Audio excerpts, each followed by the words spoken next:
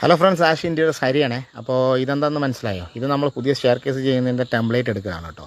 അപ്പോൾ നമ്മൾ ഇത് glass 10mm 12mm tough and glass stair കേസാണ്. അപ്പോൾ നമ്മൾ ബൂട്ട് ലെഗൊക്കെ സെറ്റ് ചെയ്തു. അപ്പോൾ ഗ്ലാസ് നമ്മൾ അളവ് കൊടുത്ത് ടഫ് ആൻഡാണ് അത്.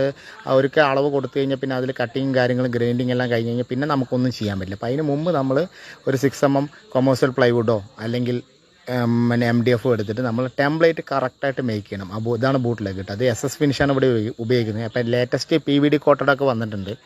അപ്പോൾ അതിനനുസരിച്ചൊക്കെയാണ് റേറ്റ് വരിക.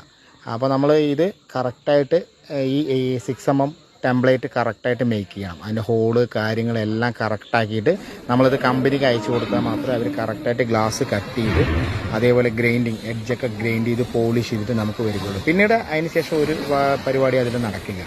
കാരണം ടഫ് ആൻഡ് ചെയ്താൽ തന്നെ അത് നല്ല സ്ട്രോങ്ങുമായി. പിന്നെ അഥവാ എന്തെങ്കിലും ഇടിച്ച് പൊട്ടുകയാണെങ്കിലും അത് സേഫ്റ്റി ഗ്ലാസ് പോലെ ചെറിയ മുത്ത് പോലെ ഇങ്ങനെ പൊടിഞ്ഞു പോകും. അതിനാണ് നമ്മളിങ്ങനെ സ്റ്റെയർ കേസ് അല്ലെങ്കിൽ നമ്മൾ ബാൽക്കണി ആ ഏരിയയിലൊക്കെ ടഫ് ആൻഡ് ഗ്ലാസ് നമ്മൾ സെറ്റ് ചെയ്യുന്നത് കേട്ടോ. അപ്പോൾ അത് നമ്മൾ PVD cotton leg, SS leg അല്ലെങ്കിൽ അതിൻ്റെ മുകളിൽ 2x2 ടീക്കൂഡ് ഹാൻഡ് റെയിലൊക്കെ ഉപയോഗിക്കുക. അപ്പോൾ അതിനനുസരിച്ച് നമ്മൾ റേറ്റ് മാക്സിമം ഒരു റണ്ണിങ് ഫീറ്റിന് 2800 രൂപ വരെ ചാർജ് ചെയ്യാറുണ്ട് കേട്ടോ. ക്വാളിറ്റിയും അതിൻ്റെ ക്വാണ്ടിറ്റിയൊക്കെ നോക്കിയിട്ടാണ് ചെയ്യുക.